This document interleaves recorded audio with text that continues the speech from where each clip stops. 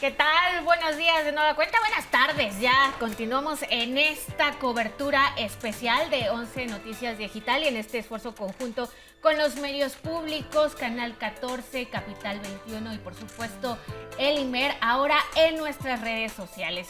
El día de hoy estaremos desglosando, desmenuzando la jornada electoral en el Estado de México y Coahuila, pero también hacer un análisis de lo que ha sucedido en redes sociales y para eso agradezco que el día de hoy estén con nosotros nada menos que expertos en las redes sociodigitales. Para empezar me acompaña mi compañero de Canal 14, Gustavo. Gus, ¿cómo estás? Hola, muy bien, muchas gracias, Vianey, encantado de participar en esta mesa.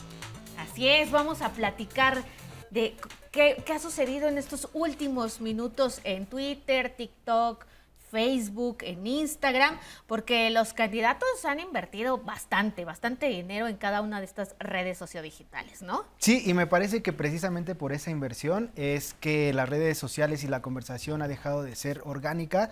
Me parece que el ejemplo de las elecciones en el Estado de México de este año precisamente reflejan eso, ¿no? Cómo nos han desplazado a los ciudadanos o a los usuarios de redes sociales y las conversaciones, los protagonistas son los candidatos, los partidos, los dirigentes y cada vez menos participan los ciudadanos, tal vez en algunos espacios como TikTok, que les ha costado más trabajo invadir, por así decirlo, a las personalidades políticas, es donde puede haber una conversación más orgánica, pero en general en lo que es Facebook y Twitter, me parece que lo que vimos a lo largo de toda la campaña y en esta mañana es que los protagonistas son los personajes políticos y no los ciudadanos. Así es, bueno, de eso estaremos hablando precisamente con Majo Soberanes, ella colabora en Capital 21, El Chamuco y El Soberano. Majo, gracias por acompañarnos el día de hoy. Muchas gracias a ustedes, qué gusto compartir hoy en este día tan especial. Claro, y también está con nosotros Diana Torres, ella es profesora de la Facultad de Ciencias Políticas y Sociales de la UNAM. Diana, gracias. Hola, ¿qué tal? Muchas gracias. Saludos a todas, todos. Y de este lado está Héctor Llerena, él es estratega electoral y autor del podcast Asimetrías. Héctor, gracias. ¿Cómo están? ¿Cómo están todos? Buenos días. Bueno, pues ya empezaba con un arranque, mi querido Gustavo, pero ustedes que están tan metidos en redes sociales, me gustaría que me dieran, como este primer saque, vamos a decirlo así, sus impresiones de los primeros minutos de la jornada electoral, lo que hemos visto a través de redes sociales. Majo, si te gustaría iniciar. Creo que es muy importante lo que pasa en redes sociales porque como ya adelantaban, no solamente podemos confiarnos de las coberturas que hacen pues estos grandes medios corporativos especialmente, ¿no? Desde el día de ayer y antier, en estos últimos días antes de la jornada, muchas denuncias se hicieron presentes, especialmente en Coahuila, de simpatizantes de Morena que traían chalecos, insignias, lo que sea, del movimiento, que han sido secuestrados. Se están cometiendo pues delitos por parte de las policías de Miguel Riquelme en Coahuila, y hoy las coberturas en muchos de estos grandes medios corporativos pues no lo reflejan. Entonces, ¿cuál es como la vía por la cual nosotros como ciudadanía podemos enterarnos de estas cosas? Pues las redes sociales. Es muy fácil cuando una vecina o un vecino toma su celular, graba un video y dice, esto está sucediendo en el municipio tal, a tal hora, a tal fecha, ¿no? Entonces, es muy importante lo que pasa ahí. De nuevo, no podemos confiarnos al 100 de estas coberturas porque al final del día, pues muchos de estos medios, sobre todo, tienen como una línea editorial pues muy clara, intereses muy claros, entonces es importante también pues revisar en nuestras fuentes y diversificarlas sobre todo. Muy bien. Héctor, ¿qué piensas acerca de esto que dice Majo? Sí, yo creo que efectivamente las redes sociales han empoderado mucho a los ciudadanos, han permitido abrirnos otros espacios para estar enterados. Sin duda muchas cosas suceden ahí. Sin embargo, las redes sociales, no lo estamos viendo ahorita también, es en donde el espacio se da mucho más para las fake news, ¿no? Entonces siempre estos temas de los fact-checking, de todas estas organizaciones que están corroborando temas, ahí están. Y dos, el hecho de que hoy las autoridades electorales pueden tomar como prueba lo que está saliendo también en redes sociales, ¿no? Las denuncias se pueden hacer a través de esto y yo creo que eso es un mecanismo muy interesante. Yo he visto la jornada de hoy bastante tranquila en ese aspecto. Es más, yo creo que ¿De fake news o de denuncias o de...? De todo en general, ¿no? En redes, pues yo lo he estado viendo muy tranquilo esta jornada. Más de lo que yo hubiera esperado. Muy bien. Diana. Bueno, justo como comenta Majo, las redes sociales en el día de la elección funcionan mucho para generar denuncias o como canales de denuncias de la ciudadanía, y en este caso lo vimos también con la dirigencia de Morena que emitió ciertas denuncias, pero a mí también me gustaría señalar que hay diferencia entre un tipo de red y otra, ¿no? Por ejemplo, en Twitter sí podemos ver cómo las personas o las dirigencias están haciendo un tipo minuto a minuto de la jornada electoral, acompañada de medios de comunicación también, pero hay otro tipo de redes en el que se hace como otro tipo de contenido, ¿no? Por ejemplo, Instagram, las personas normalmente están haciendo esta invitación al resto de sus contactos, de sus seguidores para ir a votar, por ejemplo, o se toman la selfie con el dedo señalando que ya fueron a votar. También he visto mucha difusión de contenido en el que señalan las promociones que hacen diferentes marcas para promover el voto. Entonces, sí hay diferentes tipos de contenido el día de la jornada electoral en redes, y está también súper interesante ver cómo se puede diferenciar y cómo se va generando este contenido dependiendo de cada red. Es que siempre en las elecciones intermedias es un reto la participación ciudadana, ¿no? En las elecciones intermedias o las elecciones que no coinciden con las elecciones federales, bueno, regularmente hay una participación, si bien les va a los partidos políticos, a los candidatos, de aproximadamente entre el 50 y el 60%, cuando son copiosas, ¿no? Que creo que ese es como ahorita un poco... El reto para la autoridad electoral, que incluso hasta muchos negocios se han sumado a través de campañas en redes sociodigitales. Pero me gustaría preguntarles, hemos visto las campañas, los esfuerzos que han hecho los candidatos, los partidos políticos a lo largo de estos 3 meses en redes sociales, en cuanto a dinero, evidentemente, y también en cuanto a contenido. Mi pregunta va hacia, ¿qué tanto hemos avanzado en cuanto a la regulación o no de redes sociales? Tenemos 2 antecedentes muy específicos, creo, en redes sociales, si ustedes me lo permiten. El del Partido Verde Ecologista de México, ¿se acuerdan que fue sancionado con 119 millones de pesos por esta promoción velada que se hacía de influencers? Y el caso que al final se revocó en el Tribunal Electoral de la esposa del actual gobernador de Nuevo León, Samuel García, Mariana Rodríguez, ¿no? Porque, bueno, hacía comentarios en Instagram a favor de Samuel y dicen, bueno, al final del día esto es promoción política y no se reportó, el tribunal la revocó. ¿Qué tanto hemos avanzado o no en materia de regulación o en materia de tratar de pues cachar estas promociones que al final del día son veladas, Gustavo? Pues la verdad es que yo creo que incluso hemos retrocedido en estas regulaciones. Es muy difícil, hay un debate si se deben regular las redes sociales, cómo se deben regular las redes sociales, si estamos llegando a violar la libertad de expresión. A mí, yo creo que el debate es si son efectivas o no estas campañas. Para mí no es efectivo que un influencer me llame a votar por el Partido Verde por más que tenga 5 millones de seguidores en Instagram. Me parece que la comunicación política en redes sociales ha migrado a venderle a los candidatos tantas impresiones, tantos millones de seguidores, pero no tienen una efectividad política como pudieron llegar a tener las campañas en redes sociales de hace 10 o hace 12 años, o incluso la de Obama en 2008. Me parece que en ese sentido, ¿no? La efectividad de estas campañas han ido en retroceso y me parece que muy aunado a la inversión de dinero y al querer con dinero llegar a más personas, pero no efectivamente llevarlo al voto, al offline. Claro, no sé si de atracción, ¿no? De votantes, pero al menos de reconocimiento. Cuando un candidato no es tan conocido, creo que sí, en ese aspecto se ayudan en las redes sociodigitales. A ver, Héctor, dime, ¿tú qué piensas? A ver, las redes sociales son parte de toda una estrategia. O sea, al final es una estrategia integral donde van muchos más herramientas, aspectos, plataformas. Es una de ellas. Es interesante por la cantidad, efectivamente, de la visibilidad que te dan, y yo creo que ahí todo está basado en qué contenidos son los que estén presentando, si toda la serie de estrategias que están debajo, que están detrás de todo lo que se está haciendo en redes sociales. ¿Son efectivas o no? Pues yo creo que depende de esto, ¿no? No es un tema de cantidad necesariamente, ¿sí? Sin embargo, una visibilidad grande es importante. Lo que también yo me preguntaría, ¿no? Y sobre todo en la otra parte, donde vienen los temas de las fake news, de todas ¿qué tanto influyen? Hoy no tenemos evidencia, ¿eh? Hoy no hay una evidencia de que funcionen o de que no funcionan. A nivel mundial, ¿no? Las campañas de Lula, que hubo una alud de fake news, no se vio en el voto, ¿sí? En el caso de Trump, no se está viendo. Se está viendo en la opinión pública, pero no necesariamente cambia. Yo creo que en México está pasando de eso. Yo creo que las redes sociales en ese aspecto están un poco sobrevaluadas, ¿no?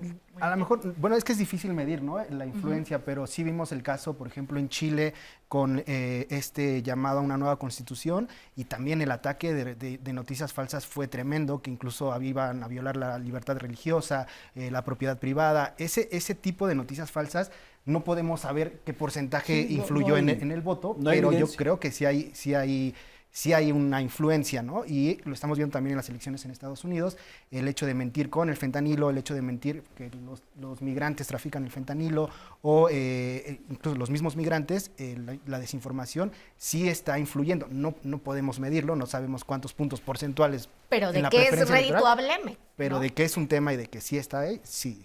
Muy bien. Diana, ¿qué piensas? ¿Qué tanto hemos avanzado o retrocedido en cuanto a regulación en redes sociodigitales en materia de comunicación política? Igual creo que un modelo de comunicación política sobreregulado podría generar ciertas limitantes para el acceso a la información de la ciudadanía y también generación de información desde la ciudadanía. Lo que sí coincido totalmente, las estrategias digitales, las campañas digitales, los likes, los me gusta, los shares, no van a ganar votos y es muy difícil que se traduzca a un voto real, un like. Pero sí es real que las estrategias digitales en cuanto a campañas sí están hechas como para difundir información y sobre todo muy desde esta visión hipodérmica del difundir información y la segmentación a partir de perfiles. ¿Qué es lo que tendría que ir o cómo tendría que ir encaminada una regulación? En mi opinión, tendría que ser respecto a la protección de datos de las personas, de la ciudadanía, el uso de esta información, claro, que es la que se genera la que se utiliza para generar estos perfiles y a partir de ahí hacer esta inserción hipodérmica de mensajes, ¿no? Como lo comentaban también respecto a qué tipos de mensajes hacen que a cierto perfil, a cierta persona, le empiece a dudar sobre su decisión de voto o algo así, ¿no? Entonces, tenemos el caso de Cambridge Analytica, ¿no? Que es Cambridge Analytica completamente el caso. Exacto. Claro. Majo. Yo, si me permiten regresar nada más un momento, creo que aquí en México tenemos el ejemplo perfecto de las consecuencias o los alcances de una campaña bien hecha, no solo de fake news, sino también de desinformación, desacreditación y demás. El presidente López Obrador lo vivió en hace 2, 3, 4 elecciones presidenciales. A la fecha seguimos recordando muchos de estos lemas tan icónicos de esa campaña negra que López Obrador es un peligro para México. Hoy, 20 y tantos años después, siguen estando presentes en el imaginario colectivo. Entonces, por supuesto que sí tienen un alcance importante. Y ahora también, si me permites regresar al ejemplo de Mariana y Samuel, que creo que es muy interesante y creo que todavía falta mucho hacia adelante por revisar, no solamente por el tribunal que resolvió el caso, porque tiene sus particularidades, ¿no? En ese caso, Mariana Rodríguez no era solamente pues una cuenta de Instagram, sino que su nombre era una marca registrada, es propiedad intelectual. Entonces, la forma en la que resolvió la autoridad en ese momento, pues todavía puede ser muy debatible y puede ser aplicable a otras campañas en el futuro. Si bien, como comentaba Gustavo, no a mí a lo mejor en lo personal no me llama que una influencer de Instagram me llame a votar por tal o cual candidato o partido, pues justamente creo que buscan un target distinto, ¿no? A lo mejor no este círculo que está politizado, que es parte del círculo rojo, sino pues precisamente pues otro círculo a lo mejor más joven, a lo mejor no tan politizado, a lo mejor no que consume ciertos medios de información en su día a día. Entonces es interesante también pues analizar cómo vamos a usar las redes sociales. Creo que Diana ya da como una pista muy interesante hacia dónde debe dirigirse esta regulación. Muy bien. Mire, justamente desde ayer empezaron a hacerse virales videos en las redes sociales sobre presuntas irregularidades, lo que les comentaba en el Estado de México y Coahuila. Vamos a ver un breve resumen de lo que sucedió y lo platicamos al regreso. Horas antes de que iniciara la jornada electoral, desde ayer por la tarde-noche han surgido diversas denuncias sobre presuntas irregularidades, amenazas y operativos de compra de voto, tanto en Coahuila como en el Estado de México. La mayor parte de estas denuncias se señala como presuntos responsables a integrantes del PRI y del PAN. El dirigente nacional de Morena, Mario Delgado, ha acusado actos de intimidación de las autoridades de Coahuila en contra de militantes y dirigentes de Morena, señalando incluso detenciones arbitrarias. Amigas, amigos, quiero denunciar lo que está ocurriendo en el estado de Coahuila. Desde hace 3 o 4 días hay una operación sistemática de persecución, hostigamiento, amedrentamiento y en algunos casos hasta han levantado a dirigentes y simpatizantes de nuestro movimiento. Hacemos responsable al gobernador del estado, al gobernador Riquelme, de utilizar a la Policía de Acción y Reacción, conocida como PAR, para tratar de meter miedo entre la población. Por la noche, Mejía Verdeja señaló a Riquelme de mantener detenidos en el municipio de Zaragoza a Romeo Sánchez Ríos, Ana Cristina Rubio y Janet Figueroa, representantes del PT, donde se pretendía fabricarles cargos y deteniéndoles de manera arbitraria por razones políticas. Mientras que en el Estado de México se ha denunciado a priistas por presunta compra de votos y actos de intimidación, así como detonaciones de armas de fuego. Y el Estado de México no es la excepción. Las policías municipales de los gobiernos del PRIAN también están siendo utilizadas como brazo porril para tratar de intimidar a nuestros simpatizantes. Está habiendo en estos momentos compra de votos descaradas, por ejemplo, como en el caso de Naucalpan, donde a plena luz del día llegan gentes y gentes a comprar votos. En redes sociales, el periodista mexicano Epigmenio Ibarra denunció que este sábado, en jornadas previas al inicio de la jornada en el Estado de México para elegir a gobernadora de la entidad, se registró un ataque con armas cortas hacia la casa de campaña y vehículos de Morena en la localidad de San Mateo Oxtotitlán, en Toluca. Pidió el apoyo de la Guardia Nacional para disuadir a los atacantes. De acuerdo con la denuncia, alrededor de 10 sujetos encapuchados en al menos 4 vehículos arribaron a la calle del Nevado número 103 para atacar con armas, pistolas, palos y tablas. Durante el ataque rompieron cristales de todos los vehículos que se encontraban ahí, identificados con logos de Morena. Por otro lado, el periodista Álvaro Delgado denunció que en el municipio de Naucalpan se realizaba compra masiva de votos en inmediaciones del World Trade Center de satélite. El usuario de Twitter, La Catrina Norteña, sin mencionar el sitio, denunció que en el Estado de México se compró el voto a cambio de 1,000 pesos, los cuales se entregaban dentro de cajitas de cerillos. 11 Noticias Digital. Ahí están estas denuncias de las cuales les hablábamos hace unos momentos, Gustavo. Sí, y yo creo que es lo que ha estado en la conversación de redes sociales durante las últimas 24 horas, ¿no? Las denuncias, la intimidación a los operadores políticos de algunos partidos en Coahuila y sobre todo las denuncias en redes sociales, que me parece sí es algo que ha diferenciado en la presencia de redes sociales, ¿no? Antes estas denuncias de estas irregularidades pues no eran posible hacerlas hasta que llegaron las redes sociales y nos permitieron documentarlas. Yo recuerdo la elección del 132, bueno, en 2012, cuando 132 documentó cientos de miles de irregularidades que después no se procesaron, pero creo que sí es una diferencia y una puerta que abren las redes sociales el poder denunciar. Héctor. Sí, sin duda. Y bueno, ayudan a la creación de narrativas. O sea, las hemos visto, o sea, esto existe desde hace todo el tiempo, ¿sí? Que se han hecho de algunas, hoy se hacen en redes sociales, pero se ha hecho a través de otros medios y permiten eso, permiten creaciones de narrativas que después pueden tener otro tipo de amplificaciones, pueden tener otro tipo de enfoques. Lo que yo creo que hoy sucede en México es que tenemos dos opiniones públicas galvanizadas. Estas no se hablan con las otras y estas creen lo que se transmite aquí y estas creen lo que se transmite aquí, ¿sí? Entonces es muy complicado ahí ver cuál va a ser realmente la manera en que influyan estos mensajes. Y el reto que tienen las autoridades electorales, ¿no? Porque si justo hay una denuncia ahí, comprobar que sucedieron los hechos tal y cual los están diciendo cada uno de quien está denunciando, pues también es un reto para las propias autoridades. Y por eso creo que tienen mucho más un efecto en la creación de narrativas, de uno y otro lado, ¿no? Y del otro lado también estamos viendo las otras.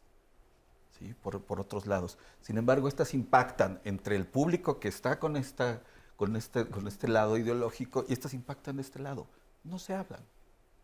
Entonces, el impacto que yo creo que pueden tener a manera de opinión pública es mínimo.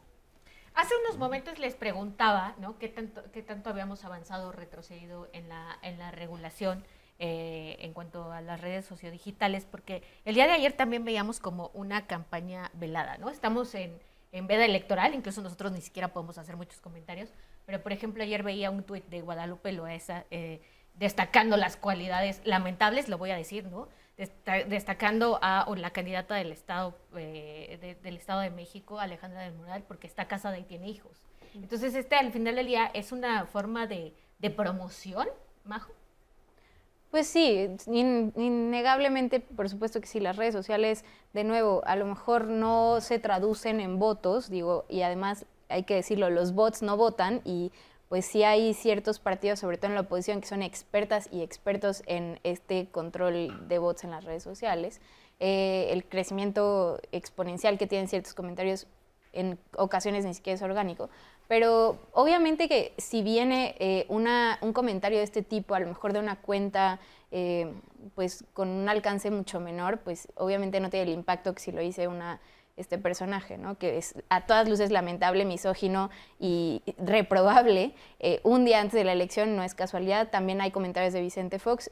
Va a ser interesante ver cómo va a reaccionar la autoridad electoral ante esto. Y sobre lo que comentaban ahorita de las denuncias que vienen de redes sociales, creo que también es importante recordar que en el proceso, al menos del 2021, el INE en su momento, para sancionar a muchos actores en ciertos lugares, tomó ciertos comentarios justamente en las redes sociales. Esto se está replicando en esta campaña, en este proceso electoral del 2023, entonces será también interesante ver cómo actúa la autoridad electoral en este sentido en estos meses. Majo, perdón, Diana. Sí, justo, y aparte también la candidata del Estado de México, Alejandra del Moral, la estrategia que siguió, por ejemplo, en Instagram, que me parece que es la red en la que publicó una foto de su familia, y a partir de la cual se generaron estos comentarios, utilizó su perfil de Instagram para tener como mostrar su lado más personal. Entonces, a mí me parece, no soy la autoridad responsable de verlo, pero sí me parece que es una estrategia específica a partir de cómo se publica esta fotografía y cómo diferentes líderes de opinión desde sus cuentas hacen mención respecto a cierta opinión. Ya tocará a las autoridades responsables ver si sí hay una estrategia detrás o se puede como entender si hay una coordinación o es una manera natural. Pero coincido también, es una forma de generar narrativas y de cómo se va entretejiendo las diferentes opiniones que se pueden compartir en las conversaciones digitales. Y a mí me parece que fue un guiño también entre ciertos referentes de opinión en redes digitales y bueno, la estrategia desde las cuentas de la candidata. Igual creo que el tema familiar es interesante porque también fue uno de los factores dentro de la estrategia que siguió Mariana Rodríguez también desde sus redes, ¿no? Como escudarse desde el tema que es familiar y que, bueno, publica Estoy apoyando a mi esposo, ¿no? apoya a la esposa, Ajá. exacto, sí. Entonces, hay ese tipo de matices como muy particulares ya tendrán que ser analizados por las autoridades del Tribunal Electoral y a partir de ahí que se generen sentencias, pues se va definiendo este modelo de comunicación política, el hasta dónde sí, hasta dónde no, y que veremos en futuras elecciones, la próxima de 2024, la más próxima, ahí ya tendremos como más certezas respecto a dónde sí y dónde no, respecto a los contenidos.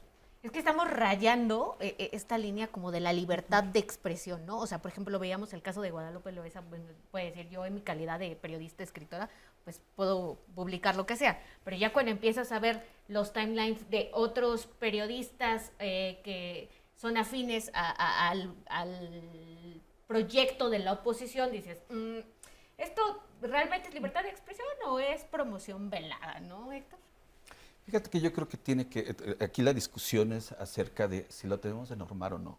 Porque también el hecho de normarlo genera los incentivos para ver cómo le vas a dar la vuelta.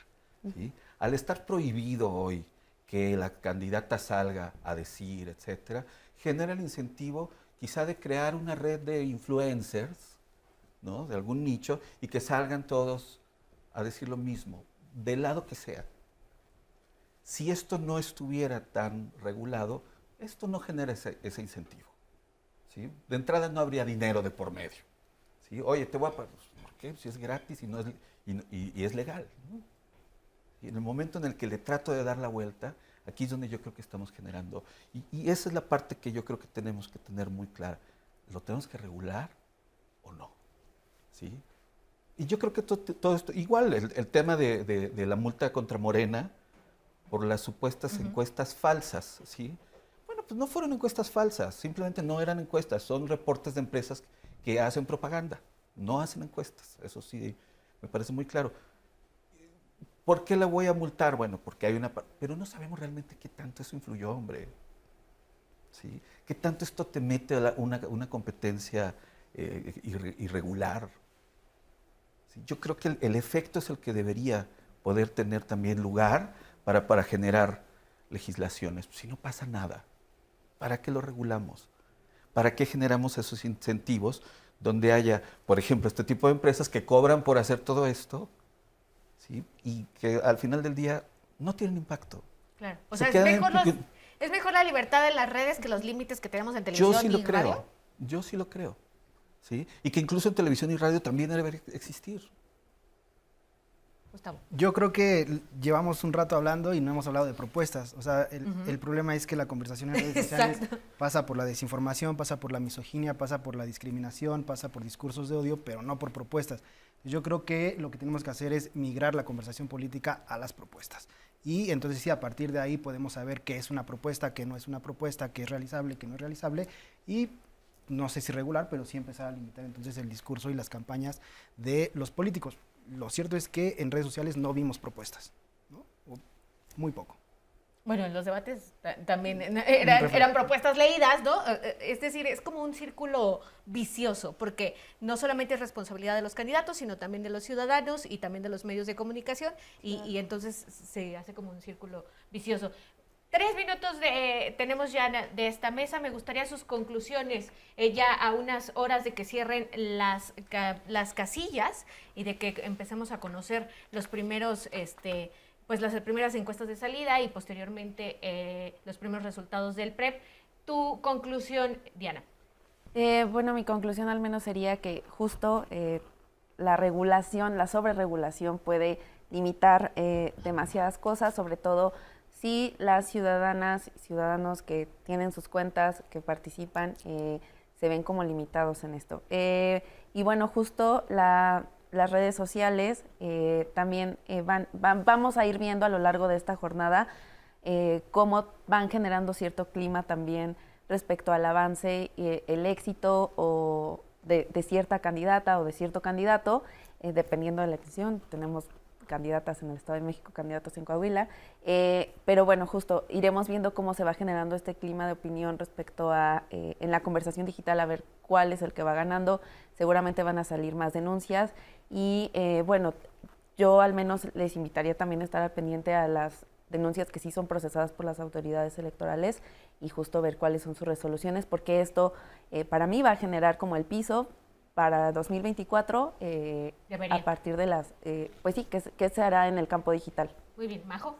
Creo que en el tema de las redes sociales también valdría la pena dar un paso atrás y revisar la legislación vigente que tenemos en cuanto a procesos electorales. Hay muchas medidas que a la fecha pues sí resultan anacrónicas y valdría la pena revisar qué tanto podemos, en vez de pues regular más, pues mejor implementar como a lo mejor más apertura, no solo en redes sociales, sino también para los medios de comunicación, ¿no? Creo que lo más honesto para una línea editorial pues debería ser pues un poco, como dice el presidente, quitarse las máscaras y que todos sean transparentes respecto a quiénes les financian, quiénes son, qué intereses tienen de por medio, que al final de eso se trata.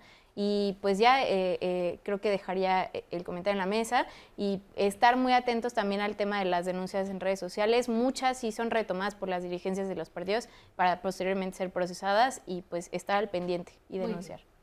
Rápidamente, Héctor.